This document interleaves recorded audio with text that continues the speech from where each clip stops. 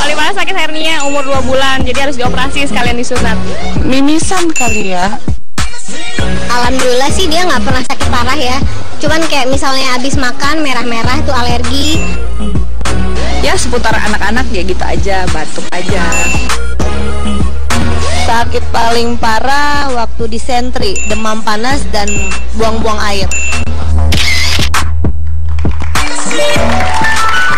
Beruntung ya kalau orang tua belum pernah merasakan anaknya yang sampai penyakitnya tuh bikin kita bener-bener khawatir gitu kan. Kalau Dena sudah pernah merasakan pada saat Syakira masuk 5 hari di rumah sakit karena tifus.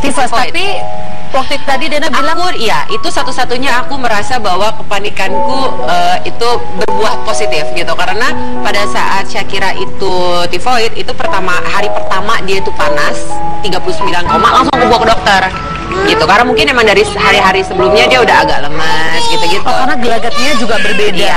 Iya, jadi aku bawa ke dokter dan begitu ke dokter, dokternya nggak sama langsung bilang cek darah gitu. Dokter Asli langsung bilang gitu. Aku juga sempat yang hari pertama langsung disuruh Biasa cek kan darah. hari ketiga baru cek darah gitu kan. Kok langsung cek darah gitu. Tapi terus ternyata benar, begitu cek darah ternyata hasilnya betul tifoid, jadi langsung opnam. Iya. Oke. Nah, kita belum memperkenalkan dua narasumber yang sudah duduk cantik di hadapan kita ya Wendy ya.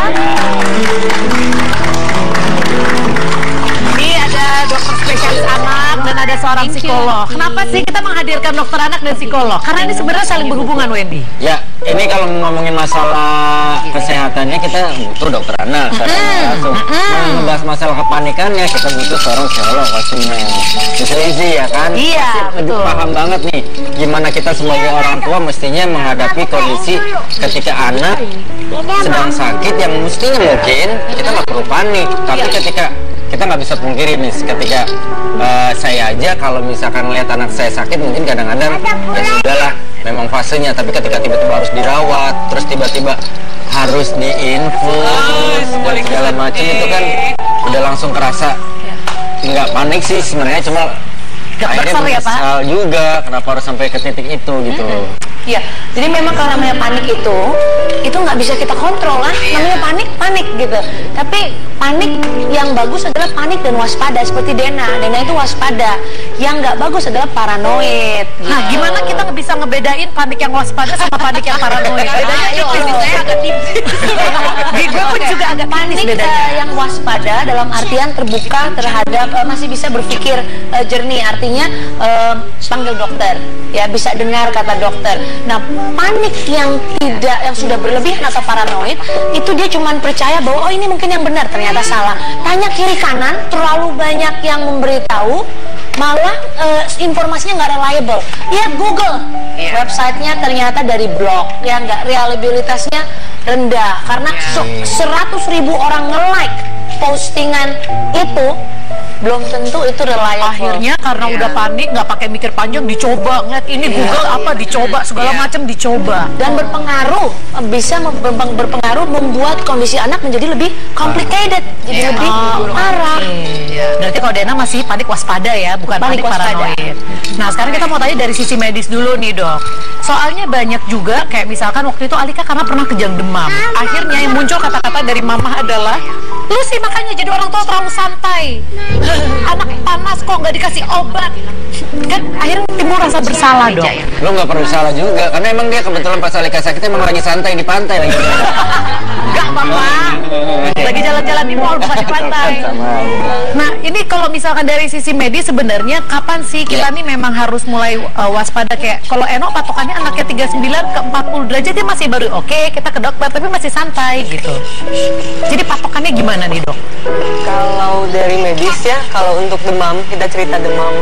Jadi tadi udah dijelasin mungkin ya, demam itu kan sebenarnya mekanisme pertahanan tubuh untuk melawan infeksi. Nah, tetap kita lihat klinis anaknya. Jadi ada yang lain yang harus dilihat. Ya, tetap harus dilihat, hanya bukan dari suhu saja. Kalau misalnya anaknya demam 38,5 ke atas atau 39, tapi dia aktivitas masih oke, masih main-main, makan minum masih biasa, mungkin kita tetap perlu pemantauan, waspada ya, tapi tidak terlalu panik. Tapi kalau demam sudah ada perubahan perilaku, anaknya lemas banget, tidur saja, atau mungkin disertai dengan keluhan yang lain, misalnya sesak nafas, ada kesulitan bernafas, atau mungkin yang tadi ya ada kejang, nah itu memang sudah harus dikonsultasikan ke dokter. Jadi kalau mau suhunya cuma 37,5 tapi anaknya udah lemes, nggak mau makan, tetap kita lihat klinisnya. Jadi kalau misalnya ada perubahan perilaku dari bayi kita atau dari anak kita, itu sebaiknya langsung dikonsultasikan. Jadi patokan yang baik sebenarnya perubahan perilaku atau suhu? Sebenarnya kalau misalkan kita mau kasih urutan nomor 1 dan nomor 2 nih. Kita lihat klinis ya. Kalau anak klinis demam, ya, lebih ke klinis. Demam, kemudian ada perubahan perilaku, ada gejala yang lain yang mendukung, misalnya kesulitan bernafas, kemudian itu. Jadi lebih lihat dulu ke perilaku anaknya, tapi suhunya juga tetap dipantau. Dan satu lagi ya, mungkin untuk demam, kita perlu tahu suhu tubuh normal itu sebenarnya berapa. Iya, sebenarnya berapa sih? Coba kita tahu nggak berapa suhu tubuh normal? Kalau menurut pengetahuan gue sekitar 3637. 3637. Itu suhu tubuh kan bukan ukuran ya? Suhu tubuh normal berapa menurut lo? 37. Iya, 37 sampai 37,5 masih enggak di bawah 37,5. Ini 37,5 ngambil banyak nggak? Kalau ngambil banyak Bapak bukan dagang. 36, 37, 37,5 masih aman. 37 ya. Berapa sih suhu tubuh normal sebenarnya? Kalau suhu tubuh normal kita 36,5 sampai 37,5 derajat Celcius. Benar. Di bawah itu, di bawah 36 juga masih aman sebenarnya kan? Di bawah 36,5 kita sudah bilang hipotermi ya. Kedinginan. Kalau di atas 37,5 kita sudah bilang demam. Tapi sering orang tua yang pikir 37,5 itu udah termasuk demam loh dok. Padahal enggak. 36,5 sampai 37,5 itu normal. Dan itu harus menggunakan termometer ya, bukan tangan meter. Seringnya menggunakan tangannya, betul, tangan meter. Iya. Tapi kan kadang-kadang juga ada termometer yang rusak ya, kadang-kadang kita juga akhirnya. Sekarang gini deh, kalau misalkan itu hanya berlaku di demam, kalau misalkan kayak tadi jatuh, menjeledak kena kepala. Kena kepala kan, kalau misalkan dokter bilang kita lihat dulu nih, kalau anaknya masih bisa beraktivitas, ya sudah dilanjutkan, kita tidak perlu khawatir. Atau ya udah nggak apa-apa, kita lihat perkembangannya, artinya tetap harus diperiksa atau tidak. Kalau untuk jatuh dari tempat tidur, biasa lebih sering dari tempat tidur, kita lagi tidur, toto guling-guling gebrak gitu. Atau kan dari bangku. Oh iya, kamar mandi. Kamar mandi kan licin segala macam pasti serius. Kalau misalnya terkena kepala, mungkin kita observasi apakah ada tanda-tanda trauma di kepala ya. Itu tetap lihat klinis anaknya. Kalau kita observasi 1 kali 24 jam. Kalau anaknya ada muntah-muntah, ada penurunan kesadaran, jadi pingsan atau kejang, atau mungkin ada demam, itu tetap harus dibawa. Tapi kalau anaknya masih oke, setelah jatuh dia menangis, ya ketawa-ketawa, makan minum masih biasa, kita observasi saja. Oke, cuman maksudnya ini kan sebenarnya sangat mudah dijalani, kayaknya sarannya ya kalau kuncinya kita tidak panik. Tapi ternyata kalau misalkan tipe orang tuanya seperti Dena dan aku, yang memang kita punya kadar kepanikan tinggi, ada nggak sih yang harus dialamin, atau jangan-jangan si orang tuanya sendiri nggak sadar kalau dia tuh tipe yang panik? Jadi enggak, gue nggak panik, gue cuma waspada aja, gue cuma alert. Padahal orang-orang enggak, lu tuh orangnya panik. Jadinya relatif. Iya, lu tuh paranoid. Jadi gimana caranya kita bisa mengobservasi diri ya, dan juga kita buat menangani gitu, biar bisa tenang, tetap santai kayak di pantai. Nah iya, biasanya orang tua atau mama yang panik itu kelihatan kok dari suaminya, atau misalnya dari PRT di rumah bisa ngomong, kamu panikan gitu deh. Setiap kali ada masalah, selain urusan anak, dalam kesehariannya biasanya reaktif, kita sebut reaktif. Jadi orang-orang ini biasanya punya karakter, kita ngomong yang ekstrim ya, dan ada dong, yang lebih ekstrim gitu. Saya Dia mengakui. Jadi biasanya sehari-hari itu mereka punya standar sendiri, ekspektasi sendiri. Kalau ada hal yang tidak sesuai dengan ekspektasinya, kalau nggak panik, marah-marah. Nah itu, misalnya di jalan, udah rencana dari jam 4 pagi mau ke studio, tiba-tiba ada kecelakaan, macet, bawaannya grantek, itu kan hal-hal yang tidak bisa dikontrol. Nah mereka nggak suka, mereka punya tipe orang yang mengontrol semuanya. Semua ada plan, sistematis semuanya. Nah ini hati-hati, kenapa? Karena dalam hidup banyak hal yang nggak bisa kita kontrol. Kita harus let it loose, chill. Kalau kata Elsa, let it go. Bener Shakira. Sebenarnya sih gini ya, maksudnya bukan ngebela Dena ya, dan bukan ngebela diri ya. Tapi kadang-kadang ternyata ngebela. Iya. Tapi kadang-kadang kalau udah urusan nggak susah gitu. Let it go gitu. Somehow gitu ya, kayak aku di kerjaan, di hal-hal lain gitu. Aku bisa menjadi orang yang kayak di antara tim aku yang lain, aku bisa menjadi orang yang sangat amat tenang menghadapi apapun gitu. Kadang-kadang kalau misalnya ada terjadi lagi show atau terjadi apa gitu yang di luar dugaan gitu, semua orang udah yang pucat, hah ini gimana? Aku bisa yang jadi tenang, kita bisa jalan. Tapi kalau udah dia baru itu tadi itu tadi gua batuk ya? Ini batuk ya barusan ya? Udah berapa lama dia batuk kayak gitu? Kalau giliran kerjaan dia ada gitu. Tenang. Begitu anaknya batuk, anaknya yang tenang. Mungkin karena gini kali, karena kenapa semua ibu atau semua orang tua lebih panik kalau terhadap anaknya, karena attachmentnya lebih tinggi.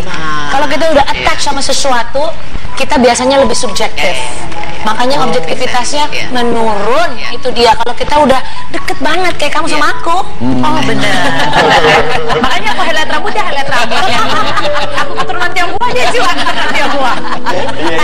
Tapi kalau Eno kan kasusnya berbeda. Dia adalah ibu yang sangat tenang, sangat santai.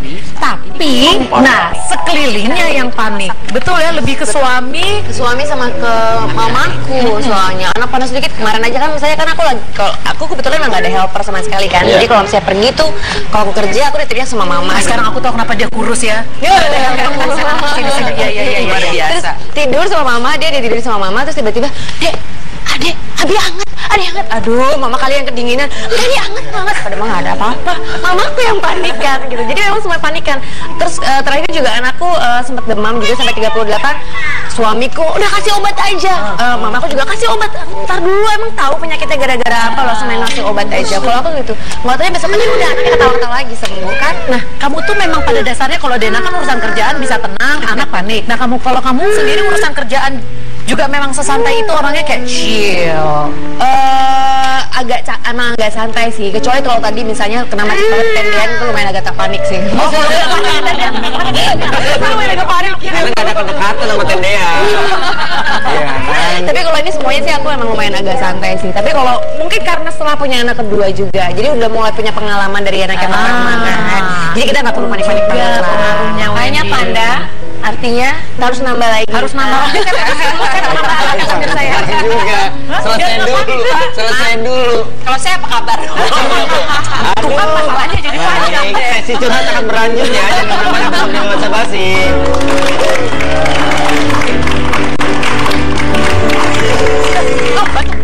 You have to hand that part to somebody else.